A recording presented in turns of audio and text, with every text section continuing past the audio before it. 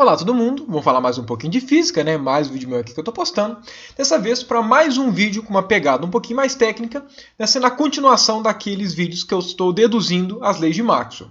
No caso, né, nós já deduzimos as três primeiras, né? Deduzimos as duas leis de Gauss e a lei de Faraday nos últimos vídeos. Caso você não tenha visto, eu vou deixar aqui, vou deixar tanto na descrição os vídeos quanto uma tag aqui te direcionando para eles. E agora falta a última lei de Maxwell, né? A quarta lei de Maxwell, também conhecida como lei de Ampère ou lei de Ampère-Maxwell nessa forma completa. Nesse vídeo daqui, eu vou deduzir essa expressão, claro, mas eu não vou deduzir a fórmula completa. Eu vou deduzir somente essa primeira parte daqui, que é conhecida como realmente lei de Ampère.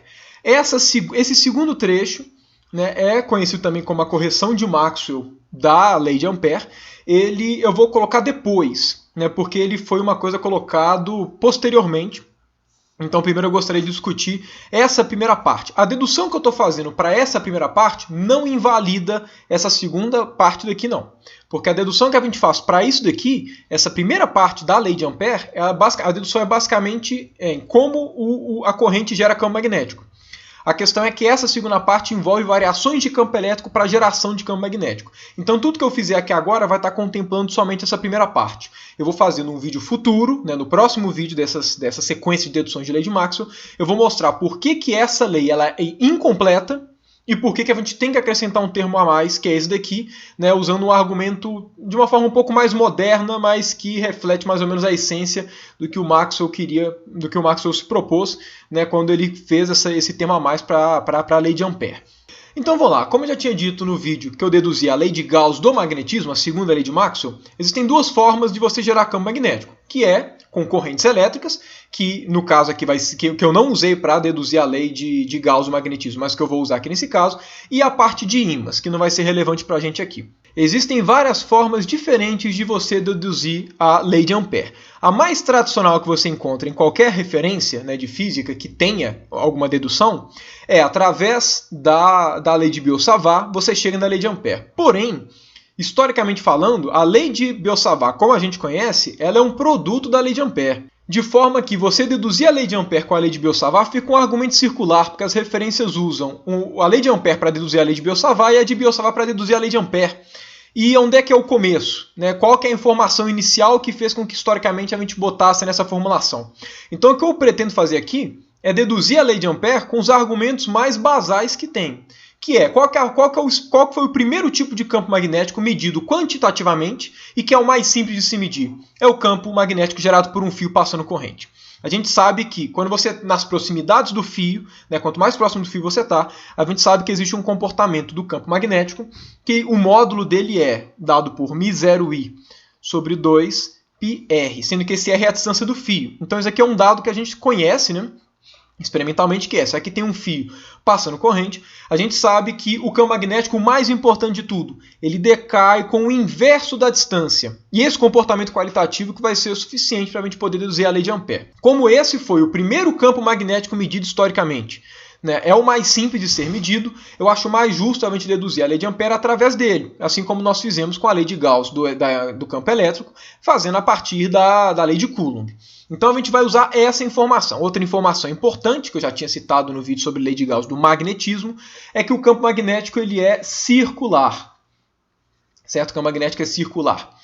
E ele tem, né, dado pela regra da mão direita. Se a corrente está indo assim, o sentido dele vai ser dado pela regrinha da mão direita. Então a gente tem o módulo dele, que tem essa expressão, certo? E o sentido que é circular em torno do fio. Claro, esse campo daqui oficialmente é de um fio infinito. Então qualquer ideia, né, para você simular, para você obter experimentalmente o que seria de um fio infinito, o que você faz é você mede próximo do fio. Quanto mais próximo do fio você está, mais próximo de um fio infinito, né, ele se comporta. Então, primeiro de tudo, informações, duas integrais que eu vou calcular explicitamente, que não deduzem, mas vão ser importantes para a gente fazer a construção. Vamos supor, então, que a gente tem um fio, né, o fio aqui que está passando, imagina que ele tem uma corrente aqui, ok? Então, é um fio que passa uma corrente I, corrente saindo aqui da tela, e é uma corrente constante. A gente sabe, dado isso, que vai aparecer campos magnéticos que são circulares, certo? Nesse sentido daqui. É só você fazer a regrinha da mão direita, que é facilmente verificável esses campos magnéticos. E claro, né, só reescrevendo, o valor desse campo magnético, o módulo, é μ0 vezes corrente, dividido por 2π vezes a distância do fio, que eu vou representar pelo R. Então, a lei de Ampère ela é basicamente a gente calcular a integral de B dl em torno de qualquer caminho fechado. Para fazer isso, eu vou separar o problema, que é o seguinte. Primeiro, eu vou calcular em dois caminhos específicos e mostrar que qualquer outro caminho é um resultado desses caminhos específicos, ok? Primeiro caminho que eu vou calcular. Primeiro deles que eu vou calcular é simplesmente um círculo de raio A, ok? Centrado no fio. Esse daqui é facinho de calcular, ok? Se nós chamarmos essa curva que a gente vai fazer a integração, claro, eu vou fazer na mesma direção e sentido do campo magnético. Se essa minha curva gama parametrizada em coordenadas polares, ela é dada por R, que é constante, o raio constante, e o θ, que varia, certo? Para poder cumprir a curva como um todo. Sendo que o θ ele varia de 0 até 2π para poder fazer a curva completa. Para calcular o nosso dl vetor, é só a gente se lembrar que a gente está colocando aqui em coordenadas polares, né, para poder ficar mais simples.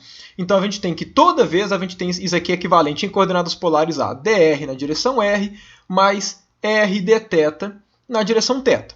Aqui a gente tem que o A é constante, então o nosso dr aqui é igual a zero na nossa parametrização, e o nosso dθ realmente é igual a dθ, porque o θ aqui é o nosso parâmetro do ângulo. Portanto, nós temos aqui que o nosso dl vai ser igual a r, que vai ser o raio, aqui ele é constante, estamos em um círculo de raio A, então vai ser a dθ na direção θ. Tudo certo? Então, essa integração, integral de B dl, vai ser igual a integral, coloco o B vai ser o quê? μ0 i sobre 2π vezes o R, que aqui é o A, certo? Porque a gente está fazendo essa integração toda nessa distância, vezes o dl, né? Escalar com dl. Como os dois estão na mesma direção, né? O produto escalar vai ser só módulo de um vezes o módulo do outro, né? O campo também ele é na direção θ, então, por consequência, aqui só vai aparecer um A dθ. E claro, aqui vai de 0 até 2π.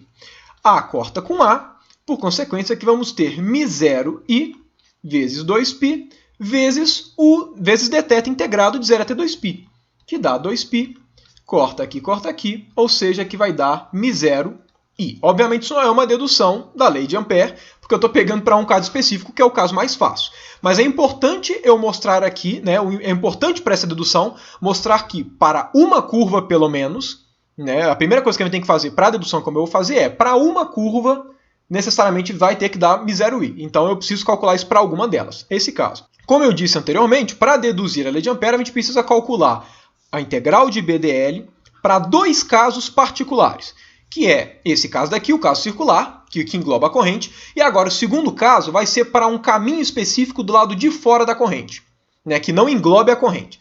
E aí o nosso objetivo é mostrar que ela é zero. Mostrando para esses dois caminhos particulares, a gente consegue generalizar esse resultado para qualquer caminho. Então, para poder comentar sobre qual vai ser o caminho que não engloba a corrente, que a gente vai fazer o cálculo, eu vou utilizar primeiro essa parte aqui que a gente fez. Se a gente analisa esse trecho daqui, a gente poderia escrever ele simplesmente como μ0i dividido por 2π vezes a integral de dθ do θ mínimo da parametrização até o θ máximo. Ou seja, isso aqui seria equivalente a gente falar que, se você quer calcular a integral de BDL para alguma seção circular centrada no fio, que tem um tamanho φ qualquer, a integral de BDL, claro, não vai ser mais de caminho fechado, porque eu estou pegando só o segmento verde. Vai ser quanto? Vai ser μ0i sobre 2π vezes φ. Porque reparem, aqui não fez, quando eu montei a integral, teria sido idêntica se fosse para qualquer outra seção circular. E com essa informação, a gente vai calcular o nosso segundo caso específico, que é a mesma coisa. Eu tenho aqui a corrente do lado de fora, e o caminho que eu vou fazer vai ser o seguinte. Eu vou fazer a integração nesse caminho daqui. Ó. Eu vou pegar um semicírculo aqui, e ligar eles por um caminho radial. Ok? Então, vou ligá-los por um caminho radial. E que a gente vai calcular explicitamente para cá. Então, aqui nós temos o primeiro raio e o segundo raio, sendo que esse pequenininho eu vou chamar de A e esse grandão eu vou chamar de B.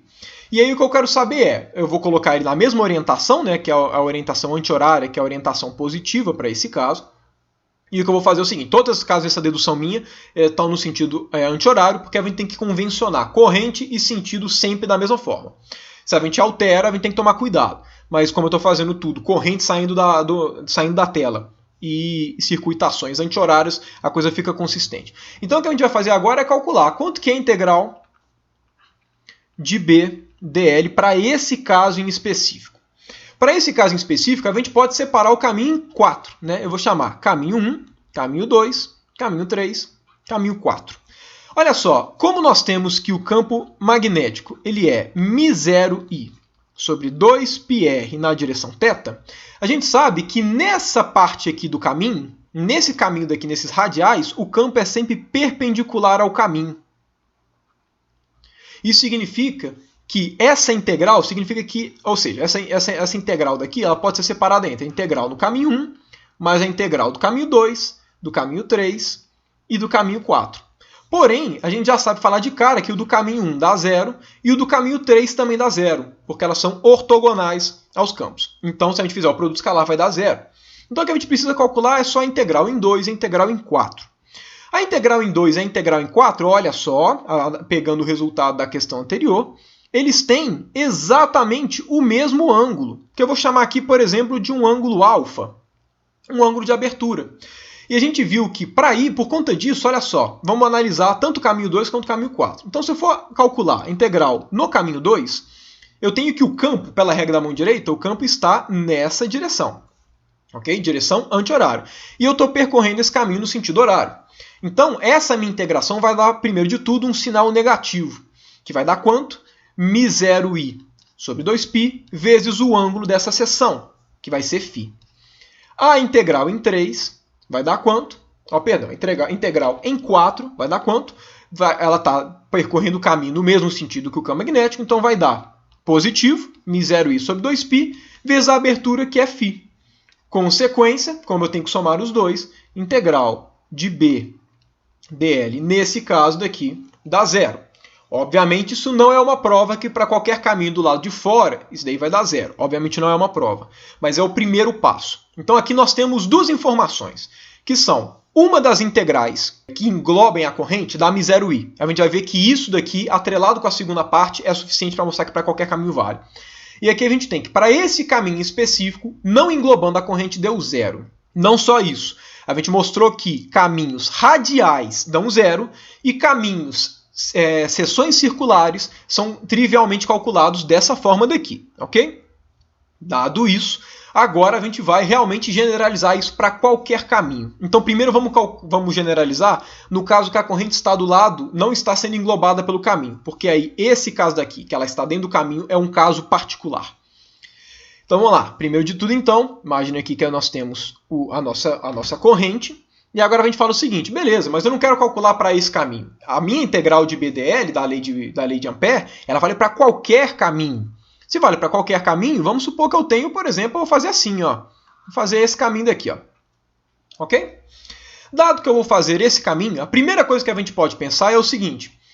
Primeiro, né, claro, a gente tem que orientá-lo. Eu vou orientar ele sempre no sentido anti-horário, porque junto com essa corrente, a circuitação, se existir, seria sempre positiva, né? Então, para ser condizente com todos os outros resultados, o que a gente vai fazer é o seguinte. Isso daqui está longe de ser um caminho radial ou um caminho de seção circular. Então, eu não consigo calcular trivialmente a integral aqui. Porém, eu posso me fazer a seguinte pergunta. Será que eu posso fragmentar esse caso em várias seções, em várias partes radiais e semicirculares?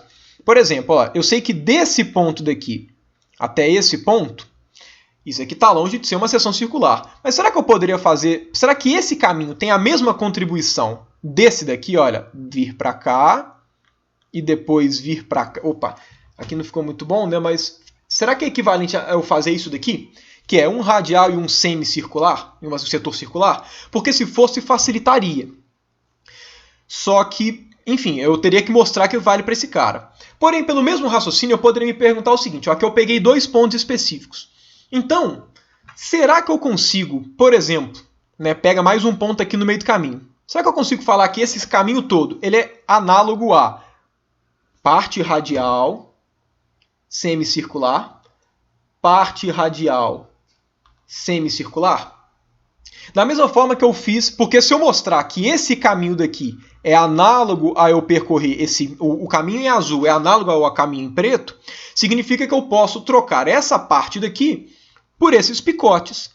Então, né, de forma análoga, será que eu posso fazer isso infinitas vezes? Ou seja, será que em vez desses 3 pontos daqui que a gente usou para calcular, eu posso chegar e falar que isso aqui vai ser um monte de picotadinho?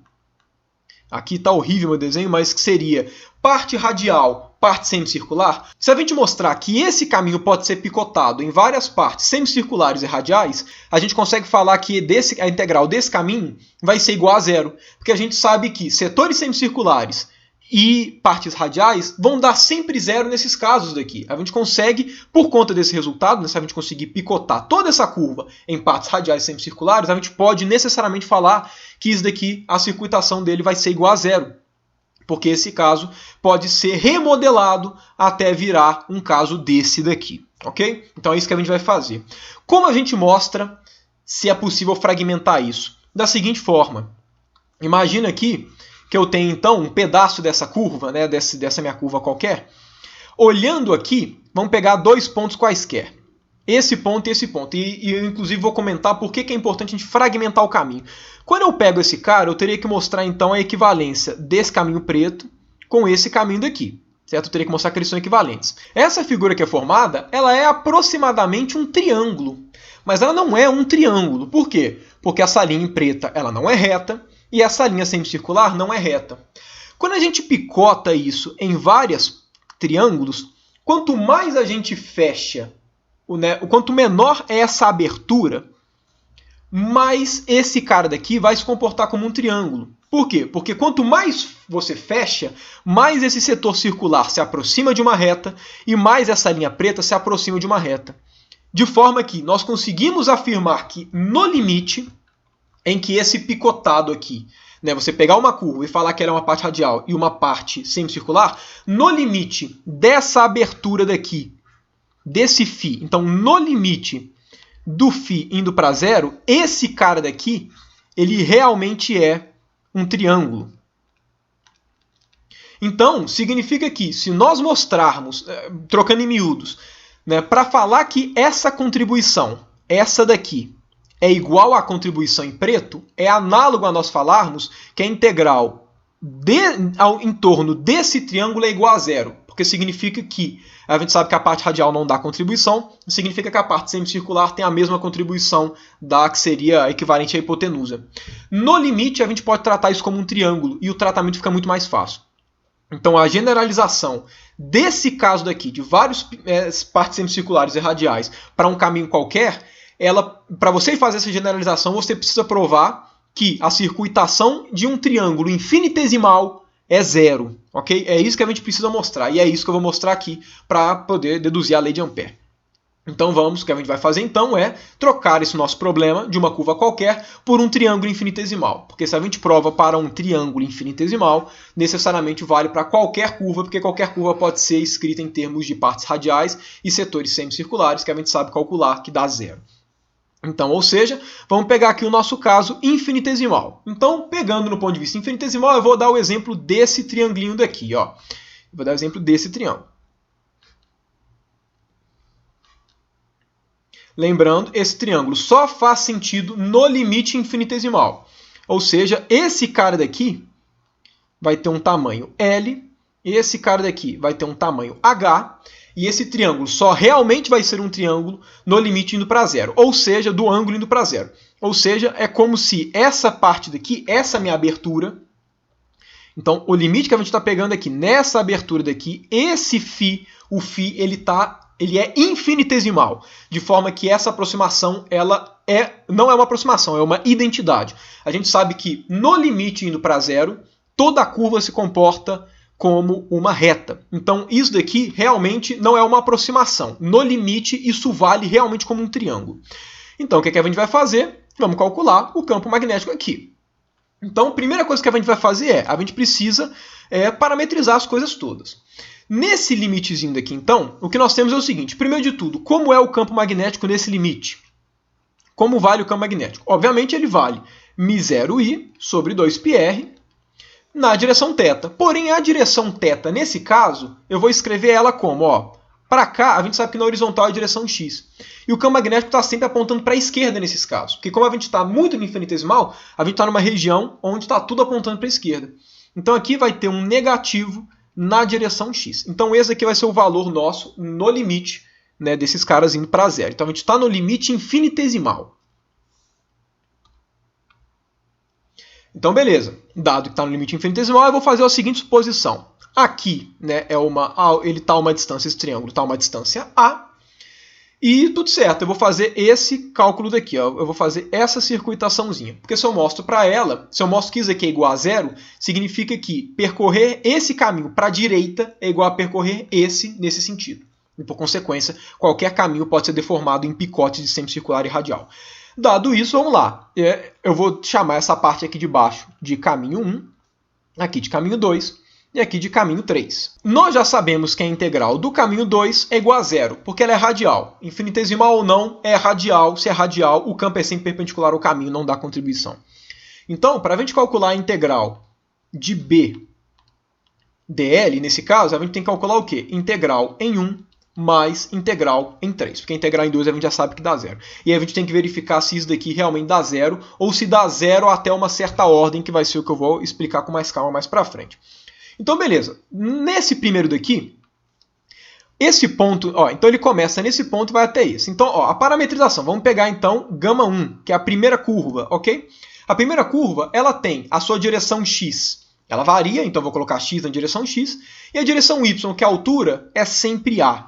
Por quê? Porque esse cara é tão pequeno, está no limite infinitesimal, que ele é realmente uma reta, né? E qualquer setor semicircular no limite indo para zero vira realmente uma reta. Aqui, claro, a gente tem então o x variando de L até zero. Okay? No caminho 3, no γ3, nós temos que a parametrização vai ser x, né? Ou seja, o x está variando, e o y também varia. Só que o y ele vai ser uma função de x. Certo? Por quê? Porque a gente vai variar o y de forma... o x e o y variam juntos de forma a percorrer essa reta. Então a gente levar em conta que esse ponto daqui é o ponto que o x vale L e o y vale A. E esse ponto aqui em cima é o ponto em que o x vale 0 e o y vale A mais H. É bem simples, é só você usar relações, né, de ensino médio mesmo para mostrar que a reta que passa por esses dois pontos ela é uma reta do tipo y é igual a A mais H menos H sobre L, x. Um jeito fácil de você verificar isso é que por dois pontos passam uma única reta. Então, se a gente pega essa expressão, se a gente coloca x igual a zero, a gente obtém quanto? Y igual a mais H. Então, esse ponto daqui faz parte. Se a gente chega e coloca y igual a L, aqui vai ficar A mais H menos H, ou seja, y é igual a A, que realmente corresponde a esse ponto. Como essa reta daqui está passando por esses dois pontos, então a gente descreveu a reta correta. Então, a gente tem exatamente isso daqui. Nesse caso daqui, né, o nosso não vai apagar isso, mas nesse caso, o nosso x está variando de quanto até quanto? Ele está variando de 0 até L. Então, o que a gente tem que fazer são essas duas integrações, ok? Então, primeiro, vamos calcular a integral em 1, que ela é mais simples. Né? Toda essa reta daqui do γ1 está à mesma distância r igual a A. Então, a integral em 1 vale quanto? A integral em 1 vai valer integral de, aí vamos lá, b escalar dl. Primeiro de tudo, então, quanto é que vale esse dl? O dl aqui vai ser simplesmente dx na direção x. Certo? Que é evidente aqui. Se é dx na direção x, produto escalar daqui, né, x com x, vai dar 1, e esse menos daqui é carregado. Então aqui a gente vai ter menos, deixa eu botar tudo na mesma cor, vai ter menos μ0i dividido por 2πa, porque ele está a uma distância a, vezes o dx, certo? Pega esse vetor, faz produto escalar com esse, vai dar isso. O x variando de quanto? De L até 0. Isso daqui vai dar quanto? Se você verificar, isso aqui vai dar μ0i sobre 2πa, sobre 2πa vezes L. Então essa é a contribuição do primeiro, que eu vou deixar escrito aqui em cima, eu vou apagar para que a gente possa fazer as contas do outro. Então a nossa integral em 1, aqui deu μ0i dividido por 2πa vezes o L. Agora vamos calcular a nossa integral em 3, ok? Então vou apagar aqui para poder ter um pouco mais de espaço. Então olha só, a nossa integral aqui em 3, então vamos lá, a nossa integral aqui, integral no caminho 3, vai ser equivalente a quanto? Quando a gente fizer, primeiro de tudo, né, claro, quanto que vale o dl nesse caso? Lembrando, a gente só precisa escrever o dl em termos do x. Então vai ser um dx na direção x mais alguma coisa aqui na direção y. A gente não precisa escrever esse cara, por quê? Porque a gente vai fazer o produto escalar com b, certo? A gente não pode esquecer que tem esse produto escalar. Então, nesse produto escalar, tudo que não for na direção x vai ser anulado, na direção y vai ser anulado. Então, basta eu pegar o dx na direção x. Então, o que isso aqui vai ser? Então, olha só, x com x, mesmo raciocínio, vai dar a integral de menos μ0i dividido por 2π vezes a distância. E agora, olha só, a distância que essa curva γ3 está da corrente não é a mesma. Ela varia com a altura, varia com y. Então, significa que... E qual que é a distância que ele vai estar da corrente? Vai ser a distância y. Então, aqui eu tenho que colocar, não a, mas aqui eu tenho que colocar o a mais h menos h sobre l x. Toda essa distância tem que estar no denominador. E aqui, claro, vezes o dx. Claro que vai de 0 até l. Aqui existe um macete que é o seguinte. Vamos analisar essa parte daqui, o y. Essa parte daqui, o que a gente pode falar dela? Esse a, isso tudo daqui, na verdade, né? Essa expressão toda aqui, o que ela é? Essa expressão toda é b no ponto a mais h menos h sobre l x. Ok? Agora, reparem que essa parte daqui, né, esse h menos h sobre l vezes x, é um infinitesimal. Porque olha só, ok, h sobre l não é infinitesimal, porque h sobre l corresponde à inclinação. O infinitesimal sobre infinitesimal não é infinitesimal, pode dar um número finito. Porém, h e x são infinitesimais. Então, isso daqui é um incremento infinitesimal. Então, o que eu posso pensar nisso aqui? Eu posso enxergar isso aqui como o seguinte, como sendo o campo magnético num ponto A, mais um certo incremento, que eu vou chamar aqui, por exemplo, de ΔA. Ok? E o ΔA vale o quê? Vale isso daqui. Agora, quando esse incremento é um infinitesimal, ou seja, quando em vez do delta aqui é um d, e de fato, ou seja, está no limite desse incremento indo para zero, e de fato está, porque toda essa nossa situação está acontecendo no limite de L indo para zero e de H indo para zero, que é o limite infinitesimal do triângulo, essa expressão daqui a gente sabe que pode expandir ela em primeira ordem, por definição de derivada. Então a gente sabe que o B de A mais dA vale quanto? Vale B no ponto A mais derivada de B em relação a A no ponto A vezes dA. Isso daqui é uma identidade. Isso é uma aproximação de série de Taylor se você pega uma distância pequenininha. Se essa distância é infinitesimal, isso não é uma aproximação. Isso é uma identidade. Isso é importante. Esse cara daqui, esse h menos h sobre lx, não é um valor pequenininho. Porque quando esse triângulo só é um triângulo no limite mesmo de indo para zero. No limite de indo para zero é um infinitesimal. Então, qualquer coisa que seja infinitesimal ao quadrado, ao cubo, à quarta, é estritamente zero. Não é aproximação. No limite infinitesimal, tudo que seja infinitesimal a uma potência maior do que 1, necessariamente é zero, por identidade. Por isso que eu não preciso completar com o resto e por isso que isso não é uma aproximação. Agora, isso significa o quê? Olha, se eu for calcular a derivada do campo, se eu for levar em conta que o módulo do campo, eu vou até botar, né, aqui no próximo slide, nós temos que o nosso campo, o módulo dele é quanto? μ0i sobre 2πr.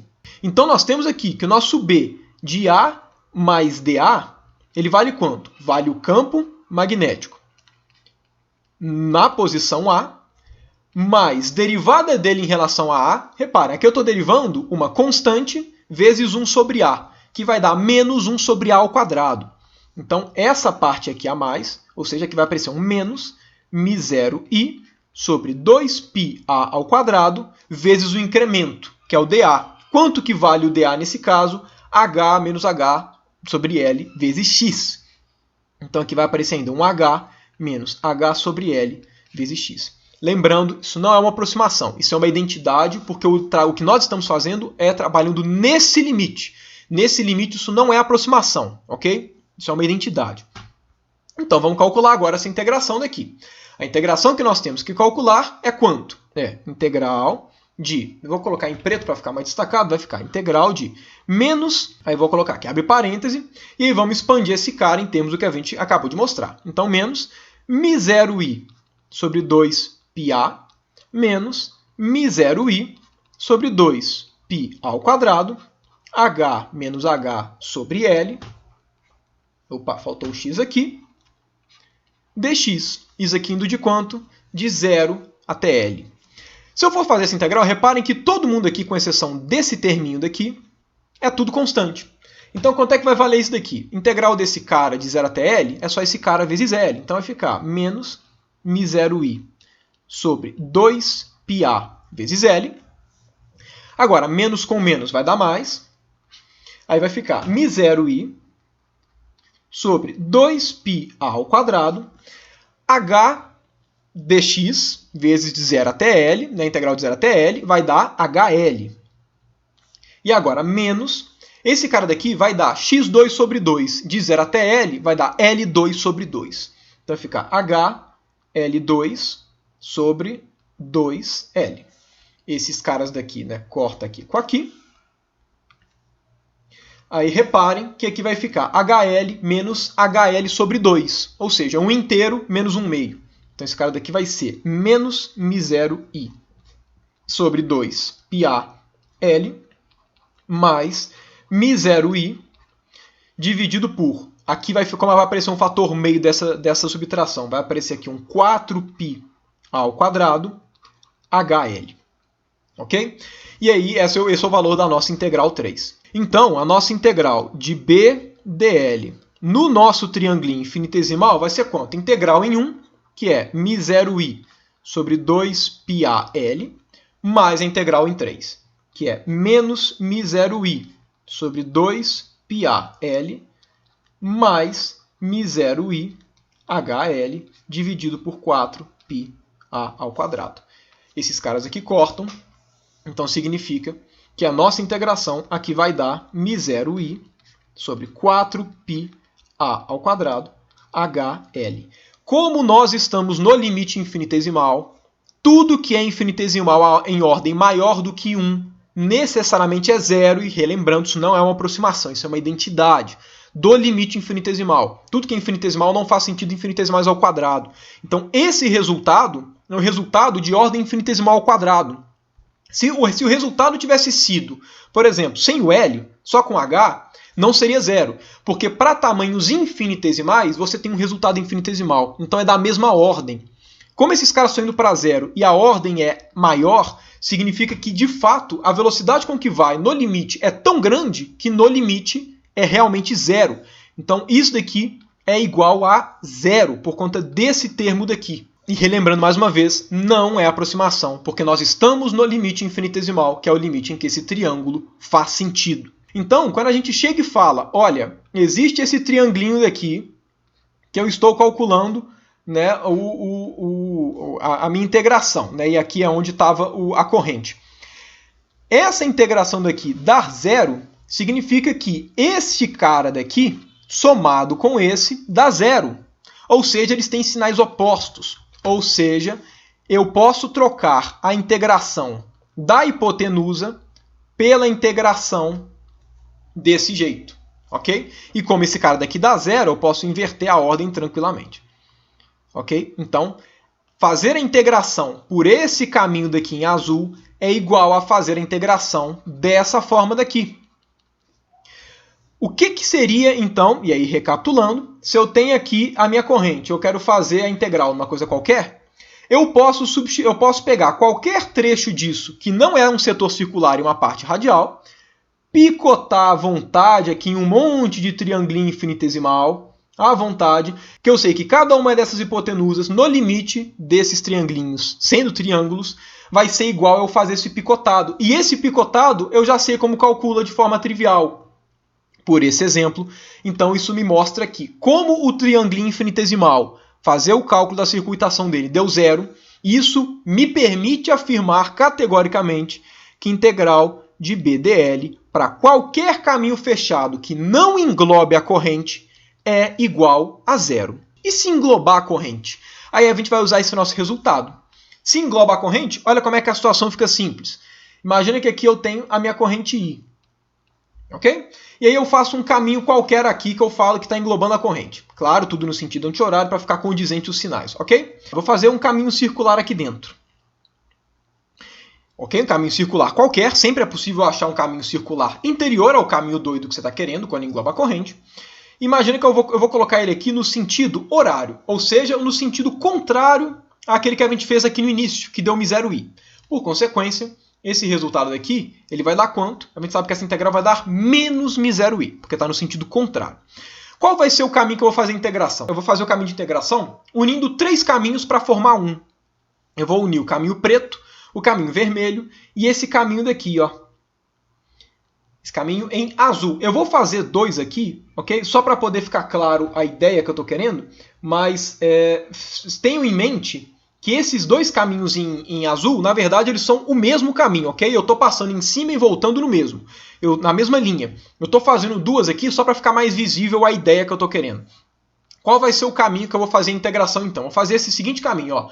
Começo nesse ponto daqui, eu vou fazer a integração no caminho verde.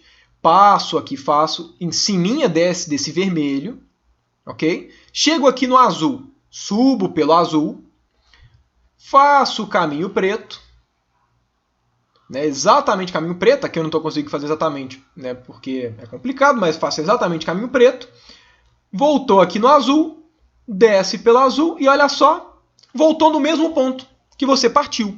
Então aqui temos um caminho fechado. Lembrando, esses 2 caras em azul a gente tem que pensar neles ficando um em cima do outro, porque aí a gente está indo e voltando pelo mesmo caminho. E aí esse vermelho vira um círculo completo e o preto continua sendo um caminho preto. Agora olha só, para eu calcular, eu posso chegar e me perguntar qual que é a integral desse caminho daqui que eu inventei, esse caminho verde todo louco. A integral dele, olha só, primeiro de tudo, existe corrente no seu interior? Se vocês forem reparar, qual que é o interior dessa curva em verde que eu fiz? O interior dela é exatamente essa parte aqui, ó. Ela não engloba a corrente. O caminho em verde que eu inventei, ele não engloba a corrente. Se ele não engloba, ele é um caminho do mesmo tipo desses daqui, que podem ser picotados em vários e que eu já demonstrei que vale 0 a circuitação dele. Então eu sei que essa integral no caminho verde é 0. Agora, essa integral do caminho fechado, né, de BDL, do caminho verde, ela pode ser escrita como o quê? Aqui eu tenho uma junção de alguns caminhos. Eu tenho a junção do caminho vermelho, então a integral do caminho vermelho, mais a integral do caminho preto, que era que eu queria calcular, mais a integral do caminho vermelho. Aqui são do caminho azul. Aqui são 2 azuis, eu estou considerando as 2 contribuições aqui direto. Aqui, como a gente está indo e voltando pelo mesmo caminho azul, eu só coloquei eles separados para ficar mais fácil de mostrar o que eu estou querendo dizer, mas como a gente está indo e vindo exatamente em cima do mesmo caminho, essa integração daqui vai dar quanto? Essa integração em azul vai dar 0, porque eu estou indo e voltando no mesmo caminho. Agora, essa integração em vermelho vai dar quanto? Menos μ0i. Por quê? Porque a gente já calculou do círculo e aqui está no sentido contrário. E a do preto é exatamente a que você quer descobrir. Agora, quanto é que é a circuitação desse caminho azul, desse caminho verde? É 0, porque ele não engloba a corrente. A gente já mostrou que vale 0 quando não engloba a corrente. Então, o que a gente tem aqui? A gente tem, então, que a integral dessa curva daqui em preto, né, ela vai ser igual ao quê? Ela vai ser igual a μ0i.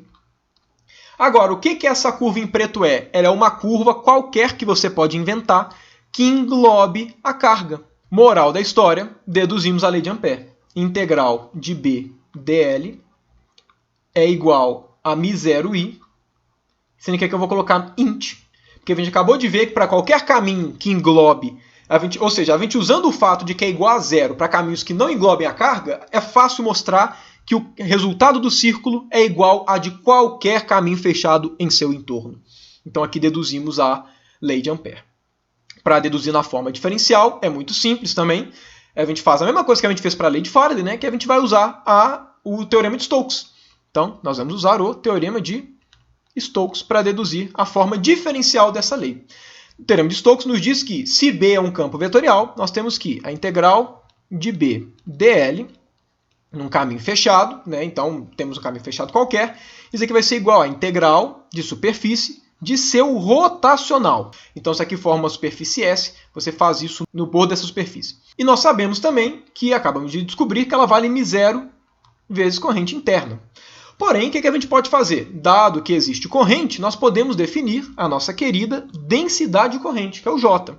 Qual que é a ideia do J? Se eu quero saber, dado uma certa superfície, se tem uma certa densidade, eu defino o J de forma seguinte: existe uma densidade de corrente para cá, de forma que eu vou chamar de corrente a integral, né, o fluxo da densidade ao longo dessa áreazinha daqui. Então nós podemos afirmar que isso aqui é, por definição, μ0, na verdade vou colocar o μ0 dentro da integral, μ0j dA. E lembrando, essa superfície é a mesma superfície dessa, que é todo mundo delimitado pelo caminho que a gente faz a integral de BDL, por motivos óbvios. A gente está analisando essa região.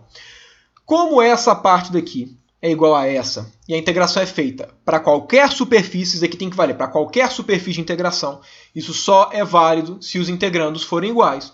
Por consequência, chegamos na lei de Ampère na forma diferencial, que é rotacional de B é igual a μ0j. Então chegamos aqui à nossa querida lei de Ampère, claro, sem a correção de Maxwell, que eu vou fazer em um vídeo separado. Pois bem, era basicamente isso que eu queria mostrar, né? Como faço para deduzir a lei de Ampère somente com os resultados experimentais basais, que são, basicamente, qual que é o campo gerado por um fio. Com ele a gente consegue fazer tudo isso, né? E claro, com alguns argumentos matemáticos a mais. Mas é basicamente isso. Se você gostou do vídeo, não deixe de dar o seu gostei, certo? Se inscreva no canal e não deixe de ativar o sininho para receber as notificações dos próximos vídeos.